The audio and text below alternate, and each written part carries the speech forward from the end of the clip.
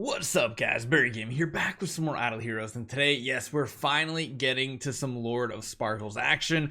We're gonna see some more endgame type stuff coming very soon, but honestly, first impressions of this hero are the damaging capabilities of him are pretty solid, I must admit. They're a little impressive, considering what I've been just messing around with is a very average B tier, very level 100 tree, no sublimation, no core of origin, none of this stuff, and just kind of messing around with some random artifacts, liking the damage he can do. Of course, he is vulnerable in PvP against like Betty teams and stuff like that, but we're going to show you guys a couple things. Now, one of the things that adds up and stacks up really well is his Breath of Sparkles. This is what gives him his all damage dealt. I think that's one of the few icons he actually has. We're going to jump into combat and show a very base version of him. Let me see if I can go up against someone that has just like one hero in their lineup or just a couple. That works pretty good as well. Let's slow this down so you can see what happens here. So you can see he does his multiple attacks.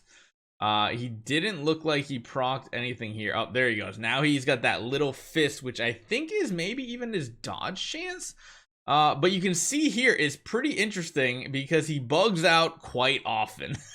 When he does his multi-stage hits, he just like jumps around, and of course with his active skill, if it does kill someone, is going to move on to the next target. But essentially this hero is Bade 2.0, because if you guys don't know, Bade is the oldie but goodie baddie that everybody used to love. He was the OG favorite hero. He's still in the game to this day. He just doesn't do much of anything. Bade's skill was interesting. It can't crit, very much like the non-sublimationed Lord of Sparkles, and had a chance to like high roll multiple hits. Well, guess what? This hero does the same exact thing here.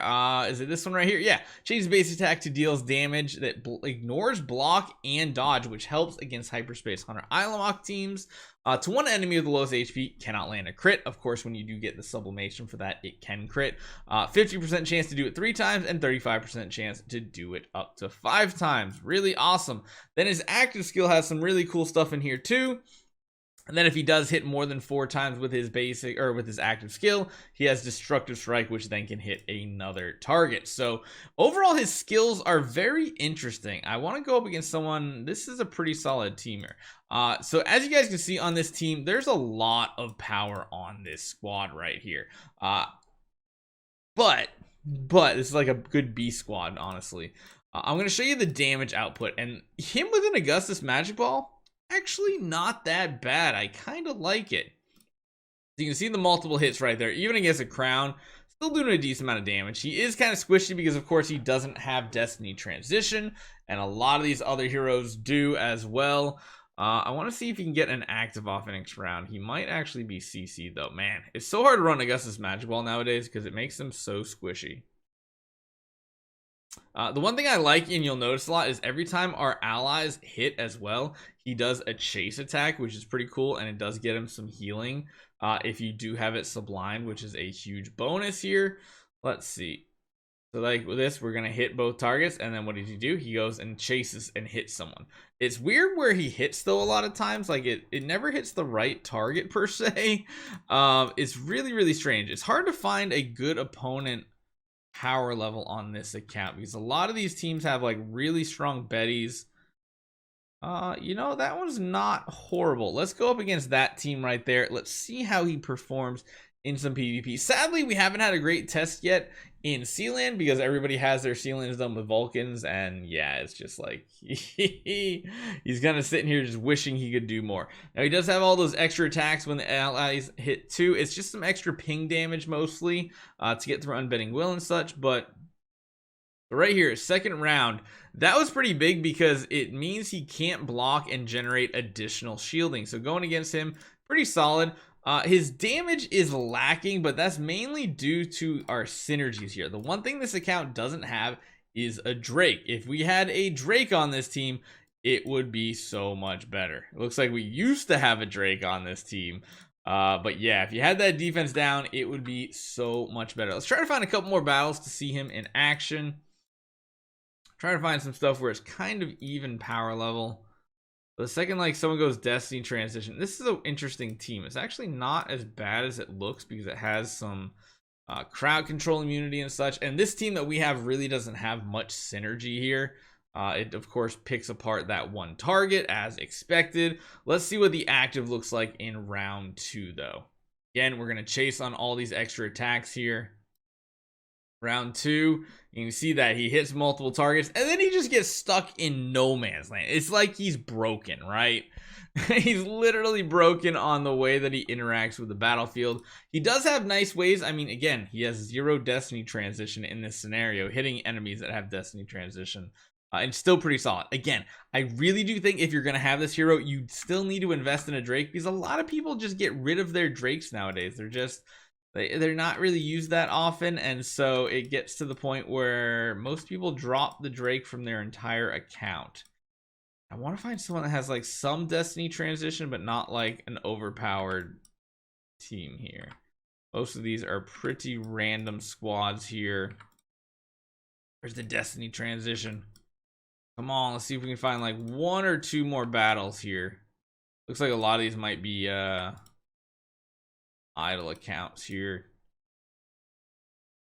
No, that's not great. That's not great. Do we have anything else? It doesn't look like it. We're gonna have to go and hit up or fight a team like this one where it's not necessarily as good. What we could do though is we could take away our 2 really overpowered heroes and just chuck in some regular type heroes. See how he performs without the big nukers on our side of the battlefield. So let's see how this turns out.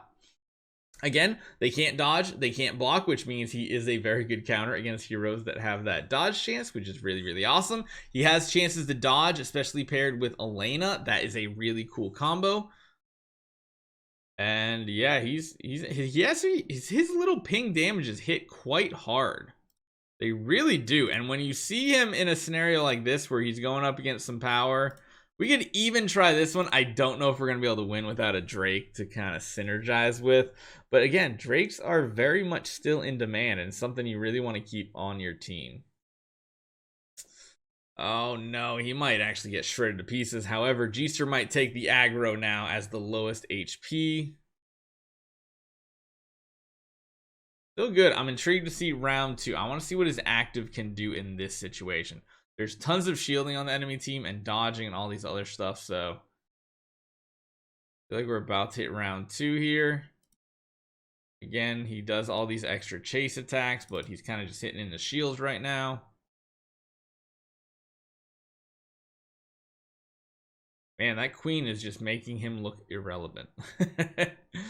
God, combat takes so... This is still the first round at 3 times speed. It's crazy. Okay, so now we get to see the extra hits. Yeah, that was a little piddly hit, and that's mainly due just to the power of that queen with the crown. So there are some positives, there are some negatives. As far as his base version, I think he's still really strong, but you do have to build him with more synergy in mind, like with Drake and such, compared to like Lord of Pharasma. So is he immediately better?